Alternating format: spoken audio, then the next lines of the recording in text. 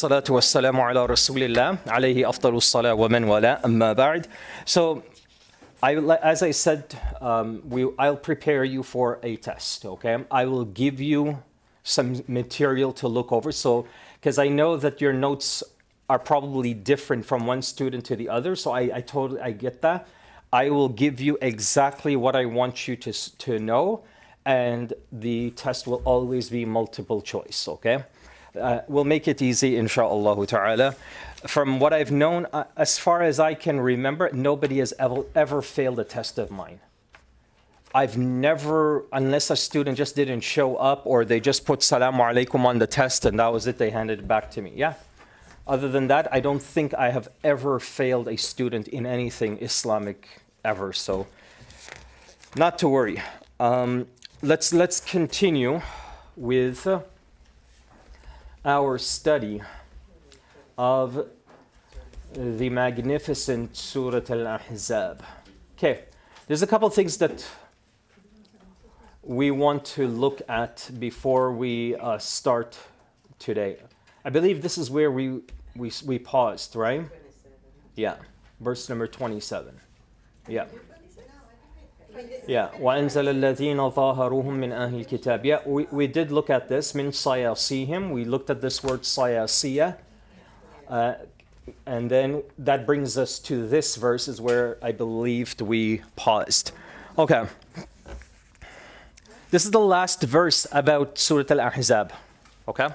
When I say the last verse, this is the last verse of the surah that's going to link some sort of lesson from the battle itself. As far as what happened in the battle and how the Muslims navigated through Al-Ahzaab, that conversation is already finished. Now we are just looking at the aftermath. Okay, so these verses from 25 to 27, these verses are more focused on the aftermath of Surah Al-Ahzaab. So as you can see, وَأَوْرَثَكُمْ أَرْضَهُمْ وَدِيَارَهُمْ وَأَمْوَالَهُمْ وَأَرْضًا لَمْ تَطَئُوهَا. 4 things came out of this battle. Number 1, Allah has also caused you to take over their lands. So the real estate for the companions and the Prophet ﷺ has now expanded. Remember, as after each battle, it gave them, especially the battles that they were victorious in, it gave them the power and the authority to control, and whatever land was available to them, nobody claimed, that land was also now under their name or their ownership or their property. And as part of Al-Uhud, the Battle of Uhud also gave them the opportunity to expand as well. So after the Battle of Uhud, the landscape of Medina continued to expand. More and more land was under control of the Prophet ﷺ. Allah is reminding all of them that this is not because of something you have done or acquired. This is something, وَأَوْرَثَكُمْ, we gave this to you. So He, meaning Allah subhanahu wa ta'ala, is reminding them, He is the one that caused you to take over their lands, the homes and wealth, as well as lands that you have not even set foot in. There are areas of both Mecca and Medina and even some of the cities in between that the Messenger ﷺ and his companions could never cross through. They could never visit. They could never do anything. Because of, as these battles continue, this is one of the most important outcomes of all the battles, is an expansion of landscape, territory, and things of that nature. Okay? So this ayah is just a reminder to them. It was not because you were victorious in the battle. It was because that Allah subhanahu wa ta'ala allowed and gave permission for this to take place. وَكَانَ اللَّهُ عَلَى كُلِّ شَيْءٍ قَدِيرًا. And Allah is most capable and He has the qadr over all things. وَلَمْ تَطَئُوهَا. See this last part of the ayah, which is lands you have not set foot on, that's لَمْ تَطَئُوهَا. This here, one tafsir mentions that it is in reference to what is to come. So not necessarily land that they've never seen or touched before, but perhaps there are more battles to come that they will be victorious in as well. So this last part of the ayah, in your notes, you just want to note that it has both of those meanings. It has, number one, whatever expansion they were able to receive and get from wealth and homes and land now, after Al-Ahzaab. And number two, it's directly related to the battles that were to come afterwards and the land and wealth that they would get from the future battles. That is also being promised to them. So things are looking up for the believers now. Right? There is hope for their future. And it looks like things are gradually starting to come together in terms of the Prophet ﷺ's governance of Medina and the hopes of him being able to freely visit Mecca and do Hajj and Umrah and all of that. All of these things now are going to start to manifest. So Mecca could not have looked worse at this phase. The Battle of Uhud and Ahzab and others are taking notice that the Quraysh now cannot do it themselves. So you see what also is happening? That others now are starting to take notice that the Quraysh are weakening. Right? They keep losing one battle after another after another. The 6th year, the Prophet ﷺ said, let's go for Hajj. Anybody know why? Why did this happen? 6th year after the Hijrah, why did the Prophet ﷺ say that, keep in mind, Mecca is still restricted. It's off limits for them to go and visit. Why after Al-Ahzaab, he tells the companions, okay, they haven't even figured out how they're going to get into Mecca, but he says, let's go. Why did he do that? Think, why would he do that? Things are really tense. They just came out of this battle. Now they're going to go and confront what could potentially turn into another battle, and they're going to have to travel for at least 1 month to get there, and they have no idea what is waiting for them. Why would the Messenger ﷺ do that? Yeah. Because Allah commanded them. Okay. The companions, in terms of just the morale, the strength and the focus and the confidence and all of those things, how is everybody feeling at this point? I think strong. They're feeling good, strong. So for the most part, right, it's safe to say, because remember we talked about a verse that when the companions saw the Quraysh entering from all corners, what did they say? They started praising Allah. This is هَذَا مَا وَعَدَنَا اللَّهُ وَرَسُولُهُ. Like, this is what Allah and His Messenger ﷺ promised us. So they were in a good state, good frame of mind. Now, after that this had happened and the Quraysh were defeated, they retreated. They couldn't do anything. They had no choice but to leave. The confidence is one step higher, stronger, whatever you want to call it. The whole morale of the companions and all of Medina at this time is very high. So basically, this is sort of a strategy the Prophet ﷺ is using, that everybody already now feels that the Quraysh stand no chance against them. There's 3 battles now that happened in a row where the Quraysh failed.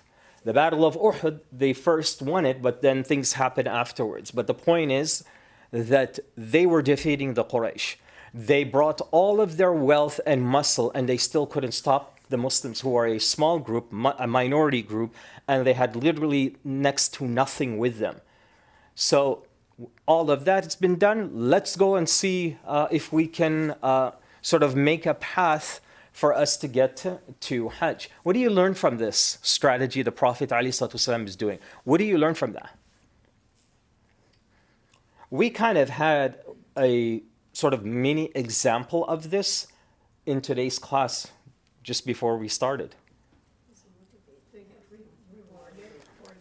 If I came in here, right, and I said to you, okay, here's the test, here's the question, go for it. Tell me three things that you learned about Surah Al-Ahzab. Chances are that all of you already came with this understanding that the teacher said we will be tested today. You all went through your notes. You sat here, got yourself focused. You already got yourself into that mode. That's exactly what happened here. What was the benefit of that? What do you sort of get out of that small experience of, okay, a test is going to happen, let me get myself in gear? What's the benefit to go through that whole process? Did you benefit? Okay. Anything else? Prepared, okay. When something needs to be accomplished and it needs to be done, and as long as you go through all of the steps to prepare, the sunnah is to go through it. Like, as long as you do the things you need to do to prepare, the result of that is with Allah. Your job and my job is to just go through, but ensure that you are prepared. That is a formula and a principle of life. Does that make sense? Your whole life you have to do that. You have to go through the things Allah puts in front of you every single day, including the people you talk to, the conversations you're involved in, the things that you hear. You didn't hear those things, you didn't talk to those people just because you're in their life or you are at a particular place at a particular time. No, you were chosen to be at that moment to hear those comments. You were chosen to be alive right now in 2024. The end of this month, you're chosen to be here. So when a believer can take and sort of internalize life in that way where it's a constant, I'm prepared, let's see where this goes. And every conversation, you're always focused on what I can get out of it to make me a better human being, to make me a better Muslim. There's nothing in your life that you will go through except you will find khair and benefit out of it.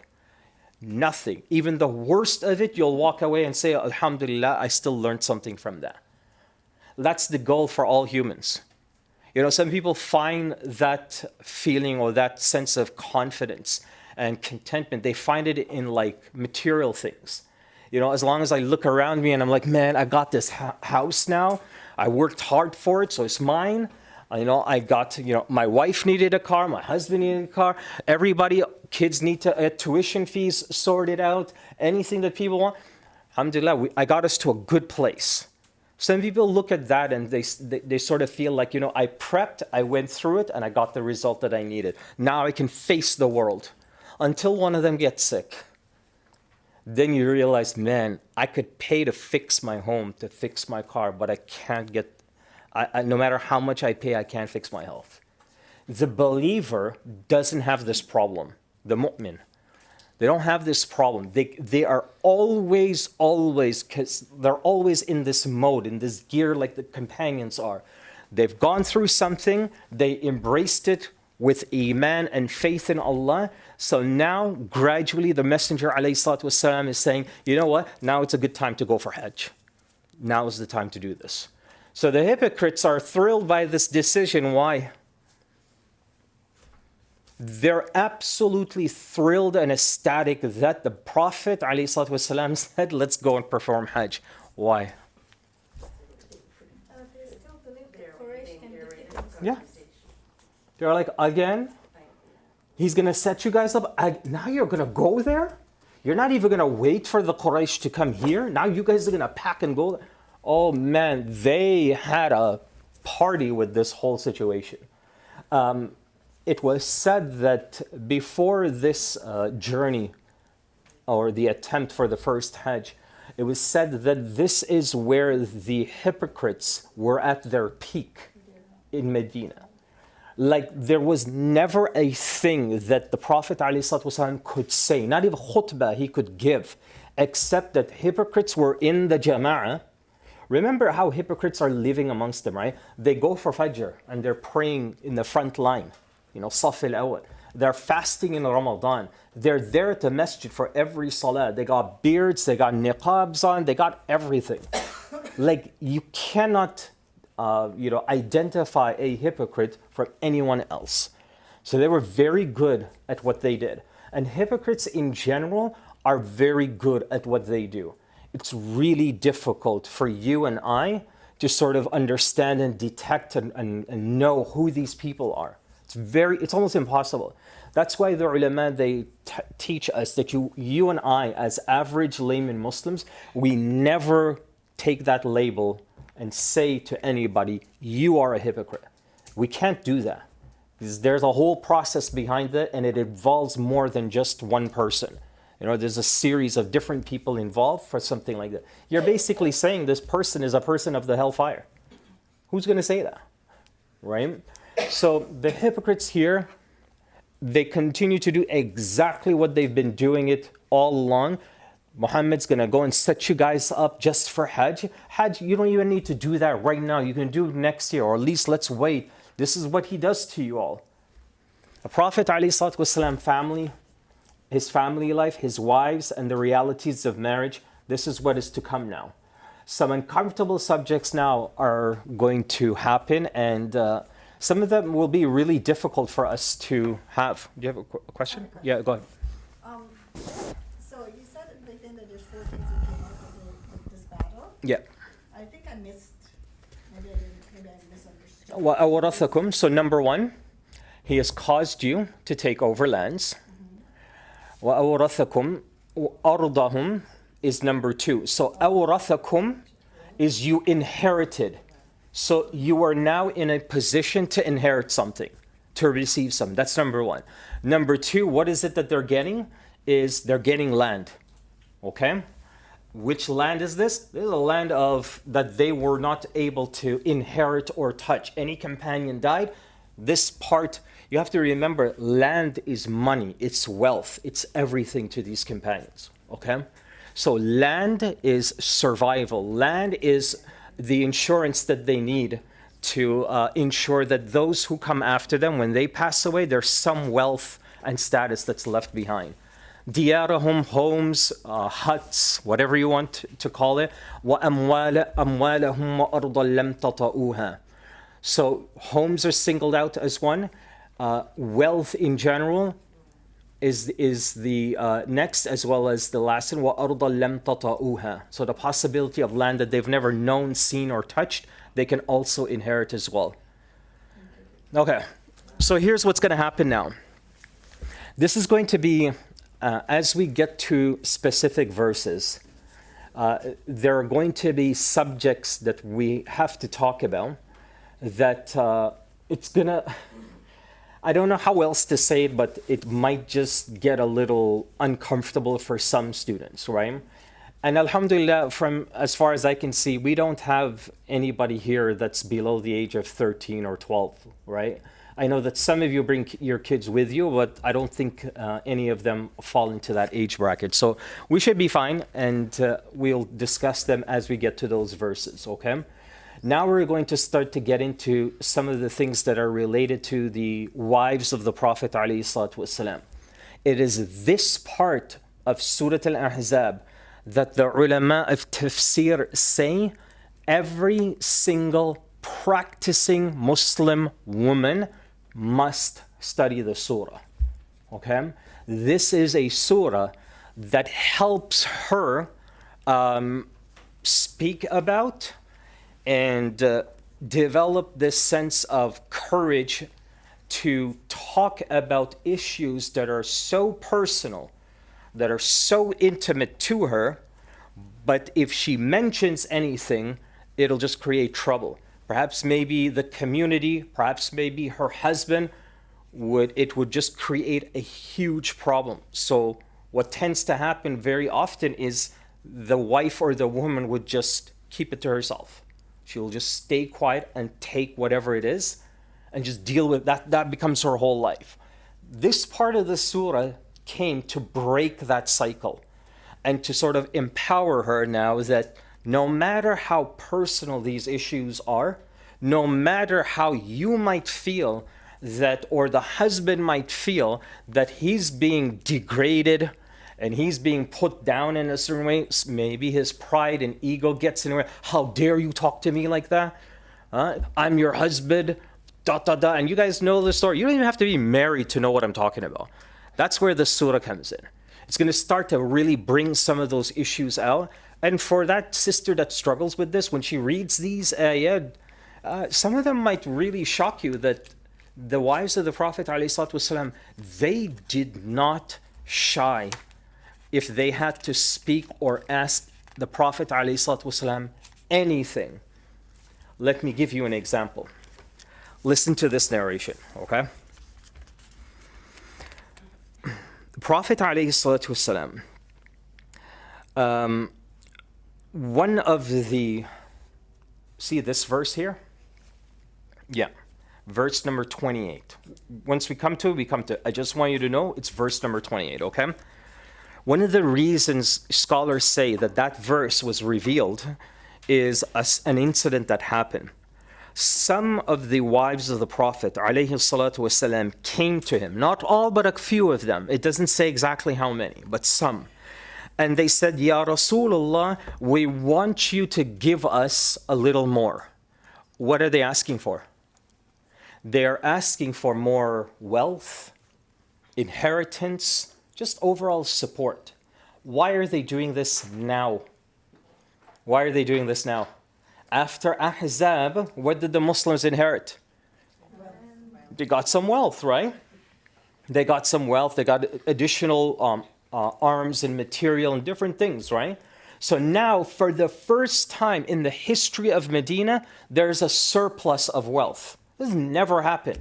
Now they actually have areas where they store this excess of material, food, and wealth. This has never happened to them. Prior to this battle, the Muslims, including the wives of the Prophet ﷺ, everybody basically, what we would say, they were penny pinchers, right? You literally, every single penny and dollar that you spend has to be accounted for, has to be thought through. Now they don't have this problem. So rightfully, it makes sense that these wives came to him, sallallahu alaihi wasallam, and requested for him to sort of increase what he provides and he gives to them. Before I even begin reading this narration, what do you learn from this? But that's not a bad thing, is it? Especially, you know, the mothers and the wives that are here. You've been married very long. I think almost all of you that are married have been married longer than me. So you would have more experience and you would have a better understanding of this situation. You, the wife, request from your husband, listen, you know, we've always had a Toyota. And, you know, I mean, I like Mercedes. Our business is going really well, so I want to trade in. That's all. You think that's appropriate? Is there something wrong? No. She can ask for an Emirates Airbus 380 if she wants. Like she said, I want an airplane. I don't want like any airplane. I want the largest commercial airplane in existence. She can ask for anything she wants. Asking, there is no problem with. But asking with wisdom, asking, you know, things that you're in the situation that it can be provided for, that's your haqq. You have the right to do that. Like, that's not something the husband allows you to do. You understand? Allah already gave you the right to do that. You don't need anybody's permission to ask for if you see that the marriage and life is in a good place and more has you have no restriction to do that. So that's what happened with the wives of the Prophet ﷺ. You want to know how he reacted? Listen to what he reacted. He reacted, and after they asked him this question, the Prophet ﷺ did not come to see any of them for an entire month. And he did not even, listen to this, وَلَمْ يَخْرُجْ إِلَىٰ أَصْحَابِهِ, and he didn't even come out and meet none of the Sahabas for 1 month. Now I'm going to ask you again. Is that a question you should ask your husband? Should you ask him that? Now what you're going to see is that there is a difference between the wives of the Prophet ﷺ and wives of husbands, like Muslim wives to Muslim husbands, like in our day and age. The wives of the Prophet ﷺ, you're going to see this massive separation. The expectations of the wives of the Prophet of Allah are a totally different level of expectation than average Muslims like me and you. You understand? That's why he pauses for an entire month. What is he doing? No one knows. The narration doesn't mention not even a sentence. It just says that he didn't go near them for a month, and he didn't even talk to the companions for a whole month. He just came in, led salah, left. That was it. So look what happened. Imagine if, okay, no, let me just read it, okay? So 1 month goes by. Listen to what happens. They start asking, the wives as well as companions, all together start asking. They said, "Ma sha'nuhu?" What's going on with him? وَكَانُوا يَقُولُونَ, and they were all starting to come to their own conclusions. You know, this doesn't even sound like a hadith. It sounds like somebody wrote this yesterday about our Muslim communities today, right? They said, the Prophet ﷺ divorced his wives. That's why he never came out for the whole month and talked to them. He divorced all of them. Somebody said this. Somebody just literally came up with this whole, you know why? Because they got divorced. He let them all go. You know, we all can relate to this. I'm not saying that we say it, but we've all heard these kinds of allegations and, you know, speculation that goes around where people pick something out of something they seem to think they understand, but they don't. So they just come up with these assumptions and they kind of speculate and they put two and two together, draw a conclusion. Yeah, this is, I think, what happened. Actually, you know what? I've seen this before. This is what really happened. That's what's happening here right now. Look what happens. So this rumor goes around that he divorced them. Umar radiallahu anhu, he says to the wives of the Prophet ﷺ, I'm going to find out what happened and then I'm going to tell it to you guys, okay? I'll be that person. What do you learn from that? Umar took it upon himself to go and ask the Prophet ﷺ. What do we get out of that? What do we learn from that? If it's important and it involves you somehow, whatever is being talked about or whatever incident happens, if it involves you and it involves me, and we genuinely need some answers, then certainly somebody can be that middle person and say, you know what, let me go and figure this out. But not just anybody, not the one person who we know has a reputation that when they get a little bit of news, they become the headquarters of backbiting for all of Canada, right? They become the head office. Not that person. Who is this man? Umar radiallahu anh. The man who was closest to being a prophet after the Prophet alayhi salatu wasalam, if there ever was one. If there ever was a prophet after him, it would have been Umar radiallahu anh. So the right man is going to go do this. So he goes to the Prophet alayhi salatu wasalam. And he says, Ya Rasulullah, did you divorce all of them? He doesn't say, Ya Rasulullah, 1 month, what are you doing? How could you do this to them? And start to scold him. You can't behave like this. You can't act this way. You're this, this, and this. You know who gets a lot of this? Shuyukh get this. A lot of it. You know, there is like this sort of image that is, you know, the consequence of anybody who does this kind of work, the expectation of always being in a good mood, smile, dress right, look right, feel right, act right, all the time. And I've seen it where some very well-respected shuyukh Like I seen one imam years ago getting out of a parking lot, and somebody was trying to like push their way in front of him, and was doing it in such a way, it was very, very like obvious the person who was doing this didn't care about anything, just tugged his way, almost like hit his car. And so the sheikh honked his horn and just said, what are you doing? Just wait your turn. This became an enormous problem in the entire community in that masjid, and it reached the administration. And they put this sheikh in a meeting to reassess his value to the community, right? So this whole like image that's been pasted and it's permanently stuck, these expectations that they always have to be on point, they always have to be on. That's what's happening here. But the Umar radiallahu anh doesn't get into nothing. He just focuses on one thing, okay? Because he knows that the Prophet ﷺ could be dealing with something. There could have been some problem. It's none of his business. So he just asked, Ya Rasulullah, did you divorce them? Because that's what people are saying. So Prophet ﷺ says, what do you think he said? You think he gave an explanation? It's one letter. He says, La. No. Anything else? That's it. You learn from every letter in this narration something, especially how to deal with rumors and scandals and things of that nature. Umar then says, Ya Rasulullah, I went into the masjid, and the Muslims there are saying that the Prophet ﷺ divorced his wives.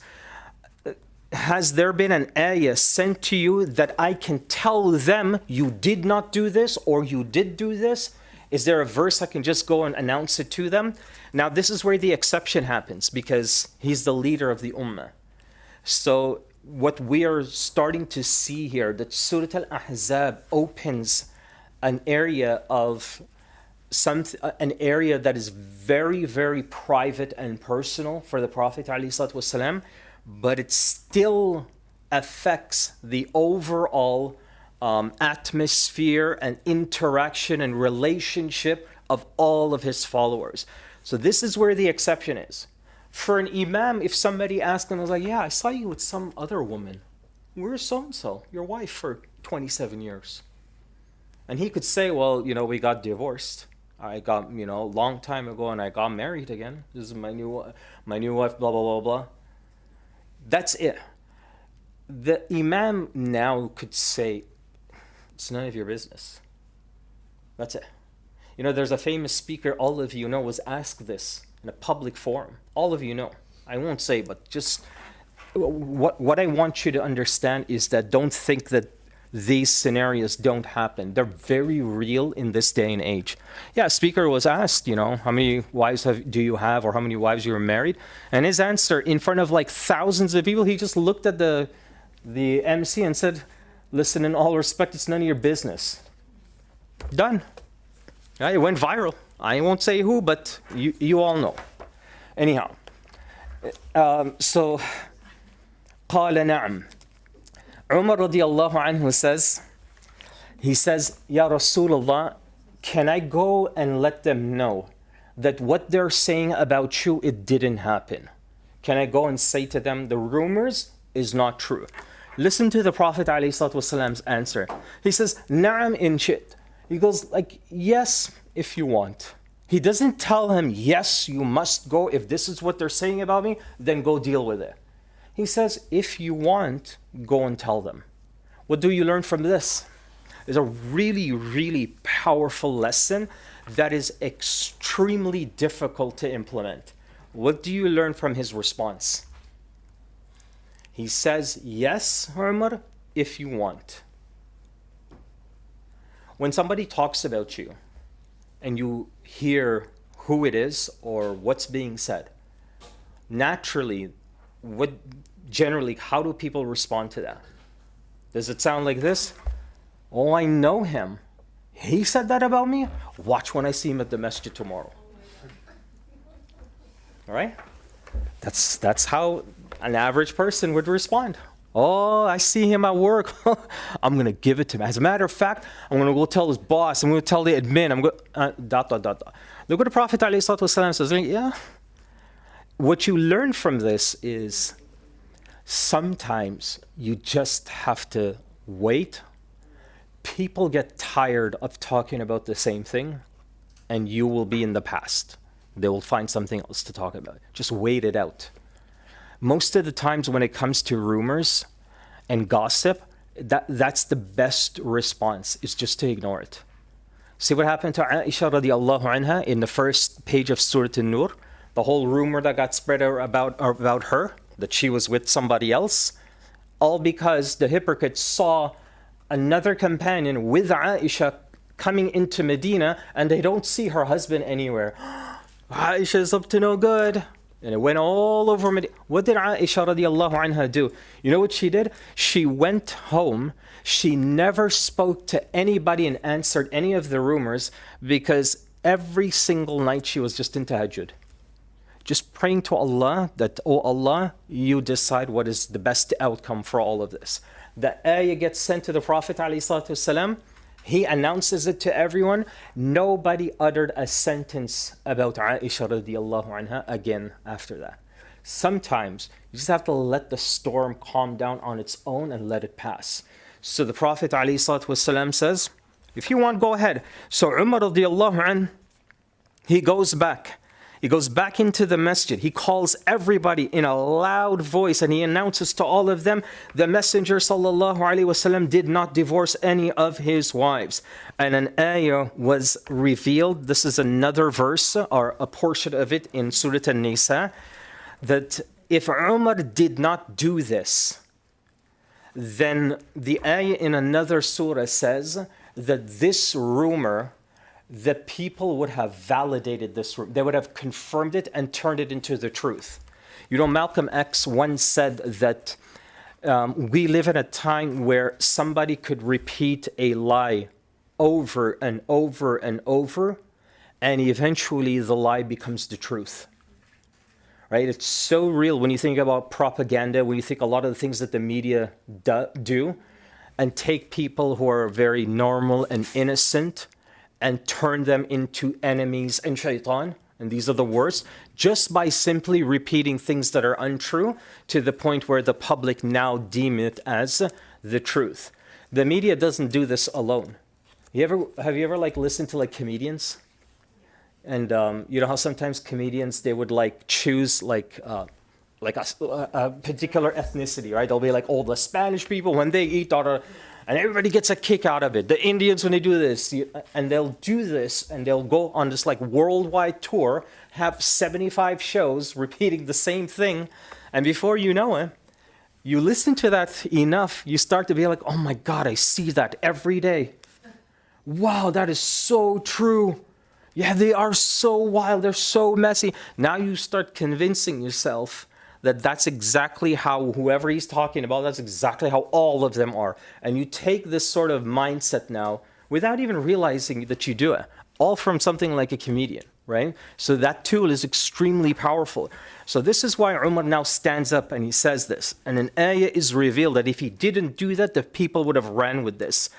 And the Prophet then, alayhi salatu wasalam, comes back, and after a month or so, and he comes with another verse. That's this verse, okay?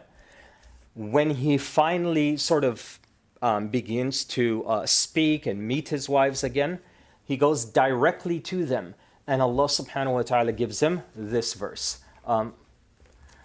The Messenger alayhi salatu wasalam says, women and perfume have been made dear to me, and the comfort of my eye has been placed in prayer. I put this narration because this is sort of a precursor to some of the conversations we're going to be having in this section of Surah Al-Ahzaab. What is the point that I try to get at here is the most pious, modest example, the most perfect of Allah subhanahu wa ta'ala's creation. Do you see what the first part of this hadith it says? He says, women and perfume, I love those the most. If you didn't know the Prophet ﷺ said this, Just listen to that sentence, and what kind of person would you think would say such a thing? And wouldn't it kind of sound a bit like offensive? All you care about is women and perfume? Really? What kind of man are you? That's the conversation we're going to have. This is the greatest creation of Allah subhanahu wa ta'ala. And that opening sentence of the hadith, that's why I put it there. And then, of course, the salah, جُعِلَتْ قُرَّةُ عَيْنِي الصَّلَاة, like the salah has become a comfort to my eyes. So I put that to sort of just put your mind into a place where we're going to now dig deeper. It's a really uncomfortable thing to bring up, especially with somebody of that caliber, the Prophet of Allah. We're going to understand why this happens, what this actually means, and the fact that he even says a statement like that. Wasn't he worried or concerned that at some point somebody's going to take this statement of him and bring it out of context and then label him, he's a this and he's a that? What kind of man is this that you follow? That's what we have to deal with till now. So show us how, and these ayat will show us how the wives of the Prophet ﷺ become examples for women that the Prophet ﷺ cannot be. Meaning there are certain things he cannot be that person to either be the example or to have the conversation. One time, a woman came to him sallallahu alaihi wasallam and asked him, Ya Rasulullah, my monthly cycle is complete. How do I prepare myself to go and pray? So the Prophet ﷺ tells this woman, he says to her, you need to take a shower, you need to use this material or this item to cleanse yourself, and then you can go and pray. And it's written out, right? What she should do. You know what she says? Ya Rasulullah, I don't understand. What do you mean exactly? So he repeats it a second time. She still says, Ya Rasulullah, I don't get it. Like, how exactly do I use those things to clean myself and be ready? I just want to make sure I do it right. 3 times this woman asks him. The 4th time, you know what his answer to her was? You know what? Go ask Aisha radiallahu anha. She'll explain it to you. Which tells you there was only so far he could go. There's only so much he would say. After this point, it's not appropriate even for him, alayhi salatu wasalam, to go further, especially in person. Imagine if somebody goes up to an imam, okay, a sister goes up and asks a similar question, right? Some imams can handle it, some simply can't. So those things as well, we're going to see it, and it's just going to go deeper and deeper and deeper in some of the most uncomfortable things, inshallah. But of course, it will be beneficial for all of us. So the Prophet alayhi salatu wasalam goes back to his wives, and he basically says to them this command, O Prophet, Allah tells him, قُلْ لِأَزْوَاجِكَ, say to your wives, إِن كُنْتَ تُرِدْنَ الْحَيَاةَ الدُّنْيَا وَزِينَتُهَا, if you desire the life of this world and its luxury, then come. وَزِينَتَهَا فَتَعَالَيْنَ أُمَتِّعْكُنَّ وَأُصَرِّحْكُنَّ سَرَاحًا جَمِيلًا. I will give you a suitable compensation for divorce and let you go graciously. So you see what happened? Remember these wives? What did they ask from him in the beginning? More money, a little bit more comfort, Ya Rasulullah, we don't have a couch, let's just get some cushions, like just something a little nicer. Allahu Akbar,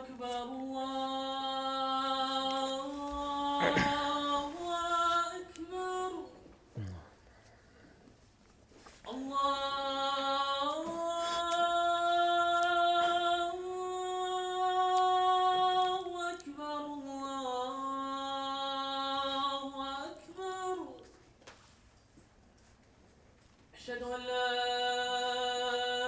إله إلا الله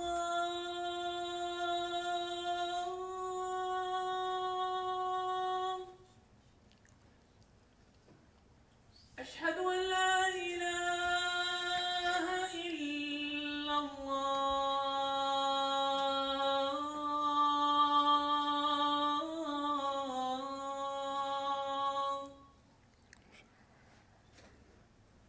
أشهد أن محمد رسول الله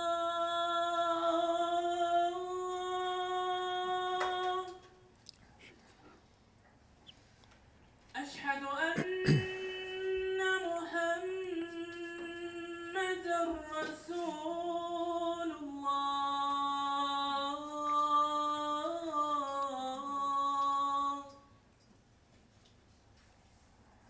حي على الصلاة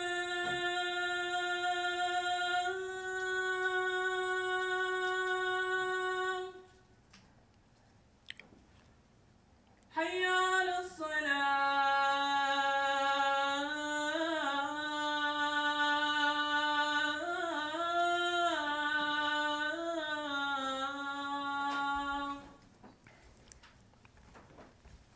حي على الفلاح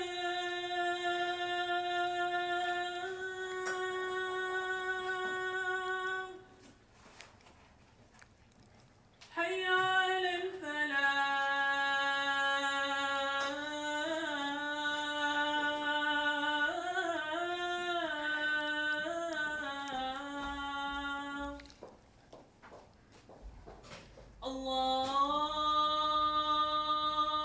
الله أكبر الله أكبر لا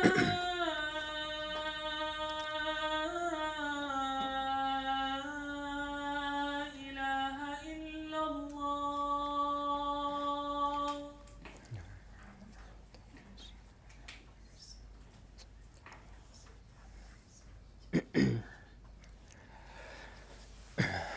So, just one point, and then we break for Salah, is that now that this ayah is given to him, now we're going to see for the first time in the entire Quran, for the first time, that the wives now are going to be given a higher status and level of expectation from any of the wives in the ummah from then until the end of time.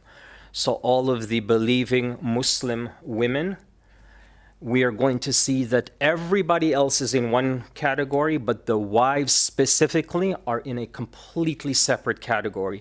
The expectations are higher. The laws of their marriage with the Prophet ﷺ are slightly different. They're altered. But here's the point. Number 28, just make sure you make a note. This is one of the abused verses in the Quran. This verse here, unfortunately, some husbands who don't take the time to understand the context, who don't study it, use this and they sort of use it to their advantage, to affirm more control and other things with their marriages. So we're going to just touch on some of those things after Salah, insha'Allah ta'ala. Okay? Assalamu alaikum wa rahmatullah.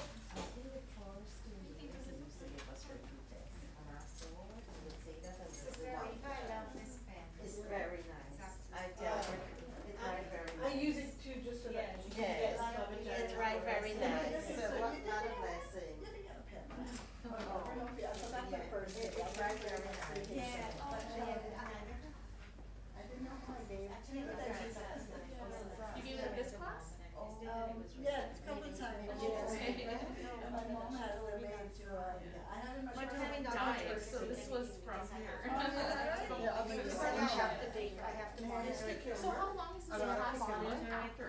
I mean, Yeah. the time change, I think we After talked about that. that, right? I think you go around 9. I Yeah, think normally around 9, but he comes and finishes by 8:45. But you're right, because of the time. today might go longer because of the Have a little Isha chat, would okay. be 1, so Isha would be like just before, oh right, so Yeah. Isha would be like almost 7 o'clock then. Yeah, and the time is gonna go back, yeah, so it'll be like that. So it'll be good to get it out, like, not, you know, get it, pray, and then start class, right? Yeah. Yeah, it'll be hard That's not probably, to. I'm thinking that's what he might do next week. Yes, yes, okay. Alright.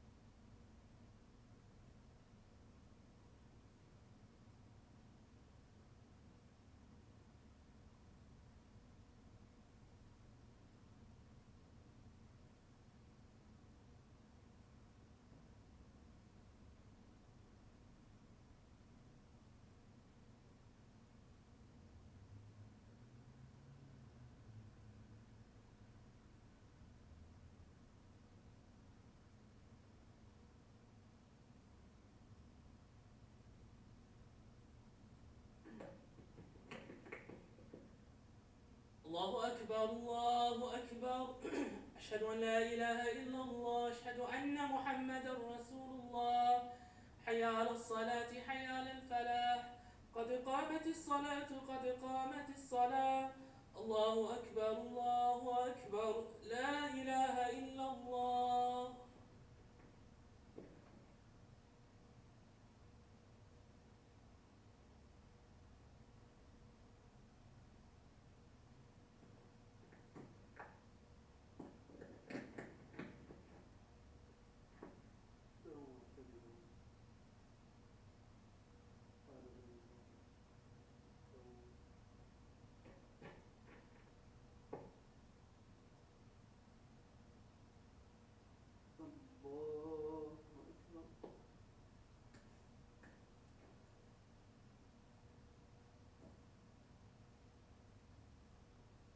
الحمد لله رب العالمين الرحمن الرحيم مالك يوم الدين إياك نعبد وإياك نستعين اهدنا الصراط المستقيم صراط الذين أنعمت عليهم غير المغضوب عليهم ولا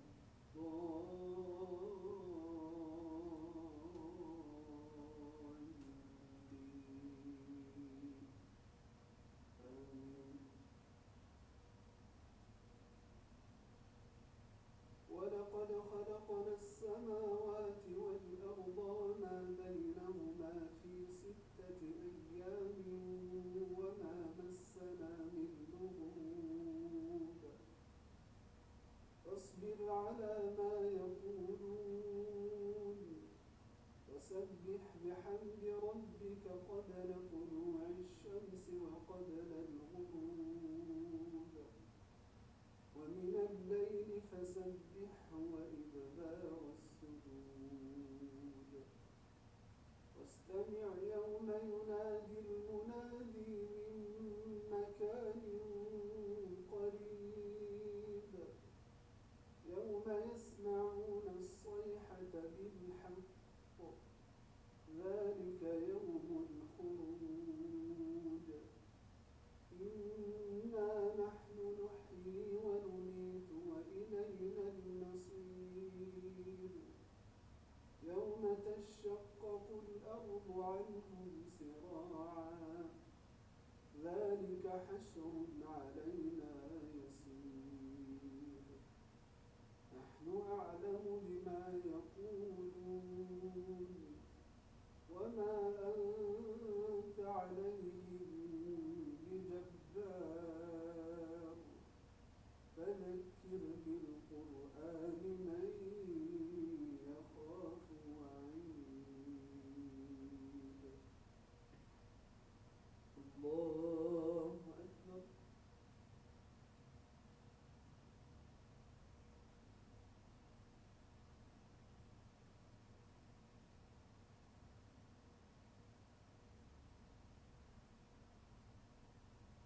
يا الله لمن حمده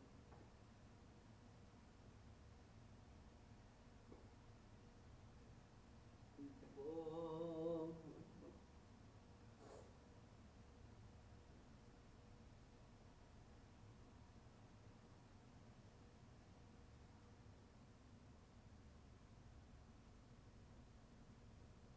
الله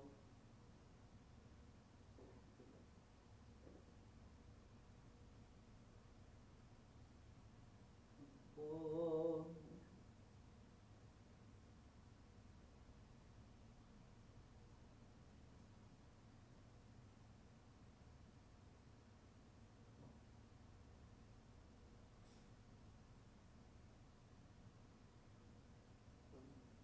الله الحمد لله رب العالمين الرحمن الرحيم مالك يوم الدين إياك نعبد وإياك نستعين اهدنا الصراط المستقيم صراط الذين أنعمت عليهم غير المغضوب عليهم ولا الضالين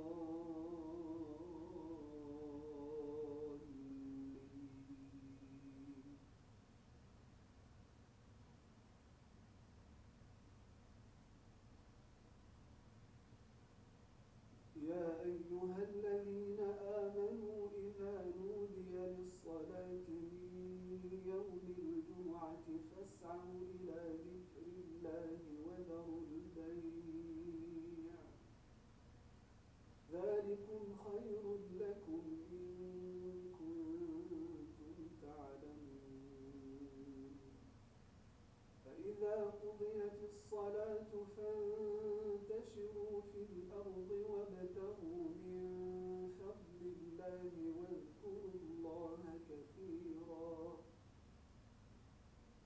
واذكروا الله كثيرا لعلكم تفلحون وإذا رأوا تجارة أو لهوا انفضوا إليها وتركوك قائما قل ما عند الله خير من اللهو ومن التجارة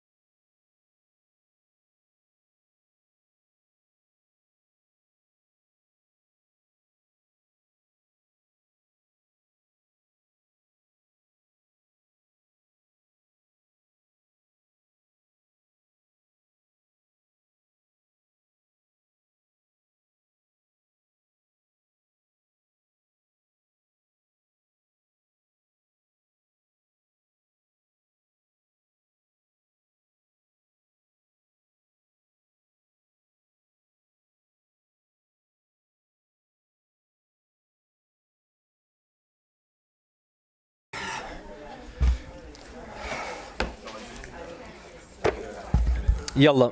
Okay, Bismillah. Let's go on for about another 20 minutes or so, inshallah. Bismillah, alhamdulillah, wassalatu wassalamu ala rasulillah wa ba'd. So, last point that we mentioned with respect to this ayah is that this is one of the abused verses in the Quran.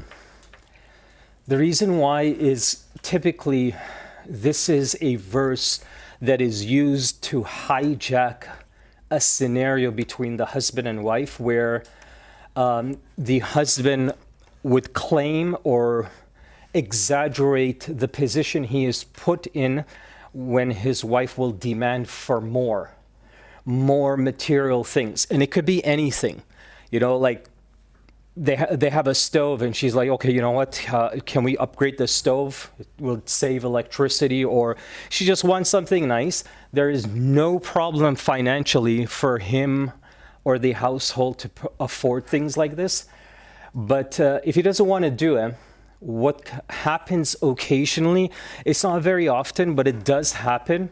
I've met couples who've had this problem where the husband will come to me, pull me aside and say things to me like, just talk to my wife, all she cares about is everything has to match in the house, this has to be perfect, has to be A grade, it's got to be top-notch technology, blah, blah, blah. Yeah, it's a silly issue to exaggerate, especially if it's not something that she typically does. Then once in a while, it's not an issue. And the thing is, this is one of the verses that he would claim, look, the sunnah of the wise of the Prophet, look at this. If they wanted anything from the dunya, they were divorced. Is that what you want over a stove? Or something like that, right? It's very silly. And this is just one of a million examples of people cherry picking an ayah and just using it to their advantage. So the first thing that I want to highlight is how this ayah begins. See this? Ya ayyuhan nabi, O Prophet. Remember, every time Allah calls the Prophet by his title, every time this happens in Quran, it's such high priority for him. This is Quran's way of saying, stop everything you're doing and fulfill this instruction, fulfill this command. So, Ya ayyuhan nabi, pay attention to what comes after it. It's just like Ya ayyuhal ladhina amanu, like the famous companion Abdullah ibn Mas'ud radiyallahu anhu once said, anytime you hear Ya ayyuhal ladhina amanu, prepare yourself to receive a command or instructions from Allah subhanahu wa ta'ala. Every time Ya ayyuhal ladhina amanu happens, Allah tells us to do something or not do something. The Prophet alayhi salatu wasalam, you can think of Ya ayyuhan nabi as his version of Ya ayyuhal ladhina amanu. This is explicit, it's directed to him. So that's the first thing when it comes to Ya ayyuhan nabi. Second point, why not just talk directly to his wives? Ya azwajun nabi. Why does Allah speak to the Prophet and tell him, go tell your wives this? Why not just talk to them directly? Why do you think Allah tells the Prophet to go do this? Again, this is a pattern all throughout Quran. What do you think? Perhaps in response to his turmoil within himself, to ease his worries. Okay, to ease his worries. So allowing him to do this is more to his advantage than it is as if Allah speaks directly to them. Okay? There's a verse 30 and 31 of Surah An-Nur. It sounds like this. وَقُلْ لِلْمُؤْمِنِينَ or قُلْ لِلْمُؤْمِنِينَ يَغُضُّوا مِنْ أَبْصَارِهِمْ وَيَحْفَظُوا فُرُوجَهُمْ. Allah says to the believing men, O Prophet, قُل, Prophet, go say to them that they need to cover their eyes and protect their honor and their privates. Allah could have just said, Ya ayyuhal ladhina amanu ghuddu absarakum, O people of Iman, protect your eyes, lower your gaze. But instead, Allah tells the Prophet to do that. Next ayah, verse 31 in Surah An-Nur, Allah gives the exact same instruction to the Prophet, alayhi salatu wasalam, but this time go say to the believing women. Why not just talk to them directly? Write this down, okay? Say it again? Okay, he's definitely a leader, but on that note, does everybody else automatically by default respect him as a leader? No. People still question him. People still doubt him. People still disrespect him. This is one of Qur'an's way to bring honor and respect to him, sallallahu alaihi wasallam. You go do this. Okay, so the first thing is, this is priority for him. Drop everything you're doing and go take care of this. Number two, this is also to protect the honor and the dignity of the Prophet. If you listen to him, you automatically listen to the Creator. So to raise his honor, raise the trust, and protect his reputation, all of those things for him, alayhi salatu wasalam. Third point, this ayah, take a look at it. It says, go speak to your wives, say to them, and the message is, if you desire the life of this world and its luxury, then come. Meaning, go ahead and have it. And if that's all you want and nothing else, that's priority for you, then the thing that you get from me is going to be a divorce. But we're going to talk about the word that's used here. Talaq is the most common word for divorce. It's not mentioned in this ayah at all. There's a different word that's used. Ya ayyuhan nabi, qul li azwajik. Here's the third reason why it's important that the Prophet does this. If Allah subhanahu wa ta'ala speaks directly to them, and or the Prophet sits with them, they're physically in his presence and he's physically in their presence, and he gives them this ayah, now there's an additional reason or incentive for them. Not only, they already love and respect Allah, they already believe in him, but this is to also, in a very subtle and beautiful way, to put the wives in a situation where they also increase their respect and acceptance of the instructions coming not just from the Prophet, from their husband. You see how different it is? Usually when the husband says, okay, look, you know, we're going to change things in this house. We have a stove, 6 burners. There's only 2 of us. We're going to get a single burner. Okay, because we need to save the electricity and we don't want to get too attached to this dunya thing. Now, that's a really extreme example, but the outcome you want to have in a situation like that is for her to say, you know what, if that's all that we can afford and I can still, you know, we can still do things, we can still live and survive and inshallah, bismillah, you know, and she does it and he does it and they adjust their lifestyle. Now her respect for him, his respect for her love for him, his love for her, the relationship now takes one step forward. There's an additional layer of acceptance, cooperation, respect. So one or third reason the ulama say is that the Prophet, by him sitting there, talking to them, they see him and they're in his presence and they hear his voice, automatically, whatever comes out of his mouth, they still love him more for talking to them, for giving them the time and the attention. Everybody understand? So it's kind of to build a bit of that intimate and private relationship of love and respect, to increase that a little bit more, because now they're hearing it directly from his voice.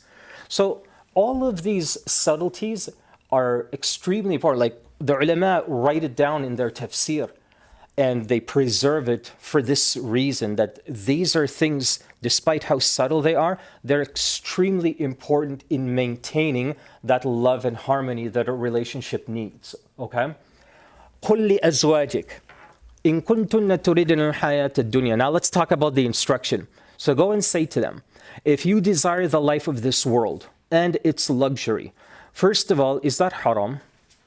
For a wife to be like, you know, I just love to have a nice big home, a comfortable life, and you know, a beautiful car, and travel the world with my husband. Is that haram? No. Why not? If you can, so there's one rule then. If the poor man is working that minimum wage job at Walmart or Canadian Tire and say, listen, BMW just released their new series. I want it. If you don't get it for me, it's over. That's a different scenario. So we're not talking about that at all. This area is the extreme scenario I just painted for you. That despite whatever financial situation the husband is in, when it comes to the wives of the Prophet ﷺ, everybody knows and understands the Prophet ﷺ is extremely poor. Okay? He starved more days than all the companions. He went on more days living in his home where the burner was never lit, meaning there was nothing to cook. Anytime they had some food, like even just some extra dates, children and orphans used to come at their homes begging for something to eat. And his wife Aisha radiallahu anha, she would give them. They would be left with nothing. He'd come home later. Ya Aisha, is there anything for us to have? No, Ya Rasulullah, so and so happened and I gave them the last of what we had. He would remain silent. Done. That was almost his entire life. Alayhi salatu wasalam. Struggling, suffering, and when it came to the status of financial status, it was literally next to nothing. Gifts were being poured to him all the time. He would accept a lot of those gifts. But there are narrations of him also giving those gifts away to other companions, those who needed more than him. He made that ultimate sacrifice, alayhi salatu wasalam. Now it's his wife's turn to do the same. So this is not about them wanting to attach themselves to a luxurious life. This is the first instruction and command to the wives. You are no longer just wives anymore. Now you are in a separate category because you are all married to this man, alayhi salatu wasalam. So when we look at this ayah now, that if this is what your priority is, وَزِينَتَهَا فَتَعَالَيْنَ. The Prophet ﷺ says, فَتَعَالَيْنَ. Did I write the name? Okay, I didn't write the meaning. Okay. فَتَعَالَيْنَ is this is one of the verbs in Arabic to say with ease, without hesitation, go ahead, just have it. Go ahead, take it. Like if you go to your favorite coffee shop or a juice store or something, you usually get a small, but then one day you go in there and you're like, man, we should just get a large. I love this drink. And whoever's paying, you tell your kids, go ahead, just take it. No big deal. You don't even have to ask me, just order a large, it's all good. That's called fata'alayn. So Allah is saying to the Prophet, tell them that if this is what all you care about, then that's okay, just go ahead, have it. Fata'alayn gives the impression, and it's indirectly also highlighting this dunya world is worthless. You want it? Go ahead, take it. I don't lose anything. You're actually not going to gain anything by taking it, by attaching yourself to it. That's fata'alayn. It's a really remarkable verb to use to describe how he allows them. Fata'alayn also is, you got to do it. I ain't giving you nothing. Okay? Fata'alayn, if this is what you want, you take it. You're not going to get that from me. Here's the word that is used. Umatti'kunna, this is the word that's used to divorce here. Wa usarrihkun, from saraha. Let it go. Saraha is not a word used to divorce anymore. Okay? This is not a word that's used anymore. Divorce has several terms. You have talaq, you have khula', you have fasakh. You have several different words to describe a divorce, depending on how the divorce should happen. The most common term that we all are used to is talaq, right? That's the most generic term. Usarrihkunna, saraha, is more or less like a polite, easy, no process involved. If this is what you want, you are free to go. That's the divorce. It's done. There's no waiting period, none of that stuff. Usarrihkun, go ahead, have it, we're done. That's how the Prophet ﷺ gives the option of separation or divorce to his wives. It's this word that's used. Talaq comes later, right now. Now, one more thing you need to know about this verse. After the Prophet ﷺ, went into, I guess you could say, isolation for about a month, he came back to his wives, and he came back to them with this ayah. After he taught them this verse, there was about 9 women, most of them his wives, but there were others that were sitting there hearing and listening to these instructions. Who is the first? Now, what has to happen? These wives have to respond and affirm and accept that this is the life they want, where they give up the dunya, they make the sacrifice, and they stick with him, alayhi salatu wasalam. See, they basically pledge to him, we will sacrifice, it's going to be a tough life, we will struggle with you, and this is how, like, you have that pledge from us. Who's the first wife to do that? You know why that's important? That is also the beginning of the great honor and love and respect. This is the first ayah that also elevates the status of Aisha radiallahu anha. After that she was given, just imagine this, okay? You are given, Aisha radiallahu anha, she is given the opportunity from an-Nabi to say, Ya Aisha, you go first. Do you accept this way of life? Immediately, without hesitation, Aisha radiallahu anha does what she always does. Anything for the sake of the deen, for the sake of her husband, for the sake of Allah. She says, absolutely, Ya Rasulullah. I pledge that this is the way of life that I will sacrifice, and I'm with you 100%. You know what happened after that? All the others followed.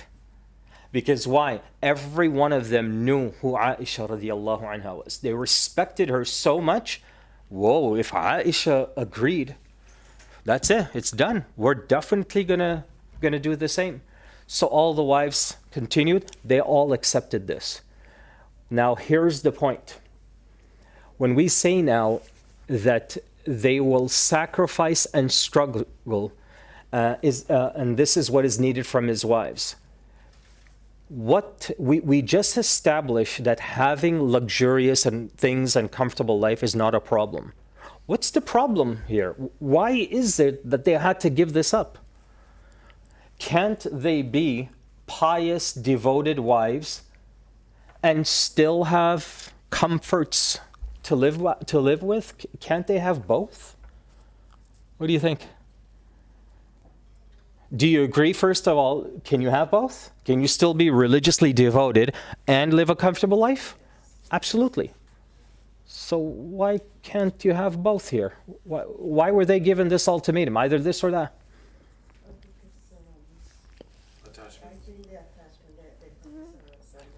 But It's like a material war. It's materialistic. You're right. So it's the same then for anybody could be attached. The more the sacrifice, the more elevated the status is at.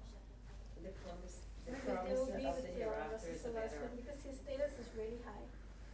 So in order to match, we have to sacrifice a lot. Can one of them make the claim to him and say, Ya Rasulullah, I'm with you 100%, but my pillow has a hole in it, my bed is broken, that's all I'm just saying. Can I just have a new pillow and a new bed? I'm with you 100%. That's not going to make me now, I got a new pillow, oh my God, I want everything else. You see why it's important to do this with verses like this? One of the things I try my best to do for 25 years of teaching tafsir is I always try to figure out how can a verse talk to me in 2024, like in this day and age. How do I make this verse relatable to this day and age? This day and age, it's well understood. You all agreed There's nothing wrong with wanting a comfortable life, and you can still be religiously devoted. Here's the thing. You have to think about who these women are. They are now going to play the role of the greatest female example of the entire world, and perhaps, as we all know, some of them will be selected to be the leaders of women in Jannah. The impression that they could leave for other generations to come is what is also like you have to consider when you think about the message of this ayah.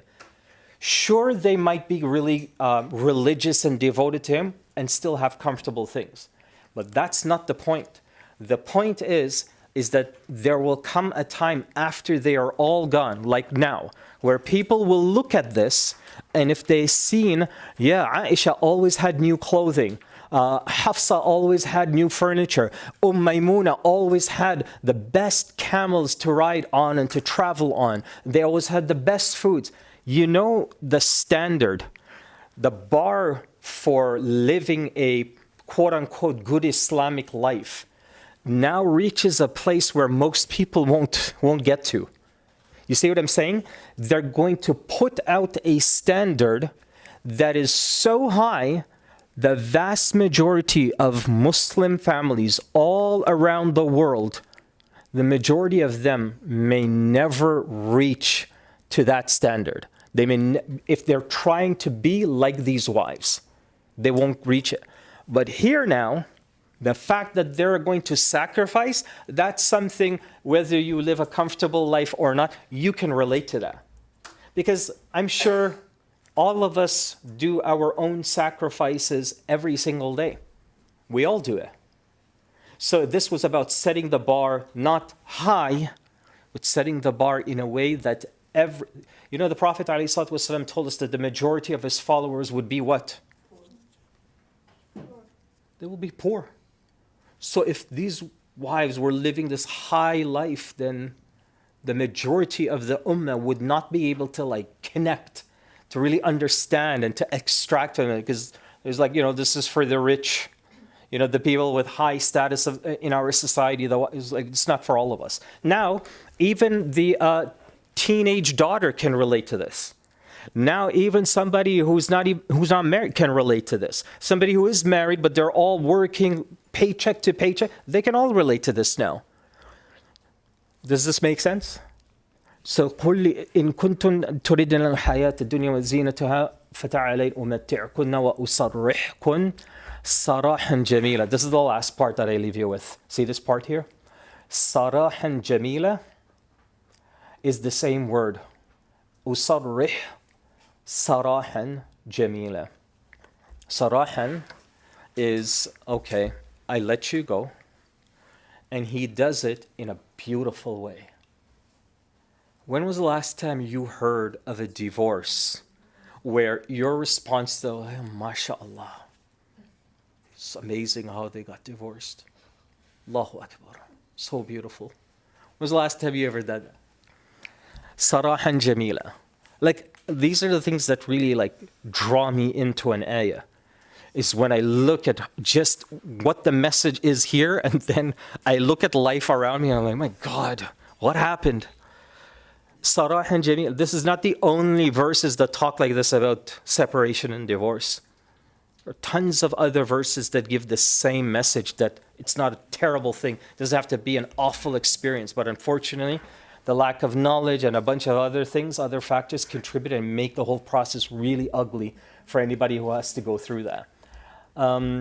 Okay, we'll pause there.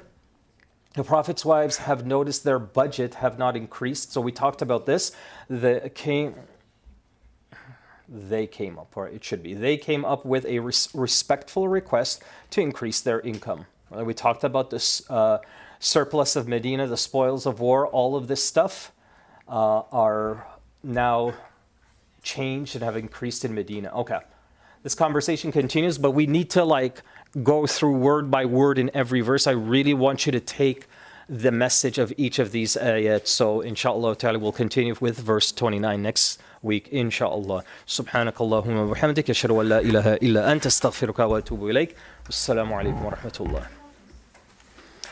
Does anybody have any questions? Okie dokie. Students, there is something here for you that one of the students has brought. So please help yourself to it as you leave. Let me just take it out. Yeah, there are some good copies of the Quran.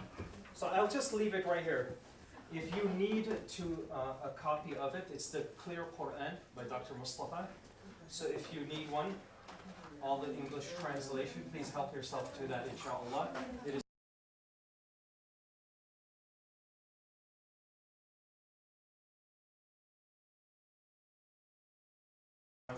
to honor them always and forever. Allahumma ameen. Okay? Assalamu alaikum.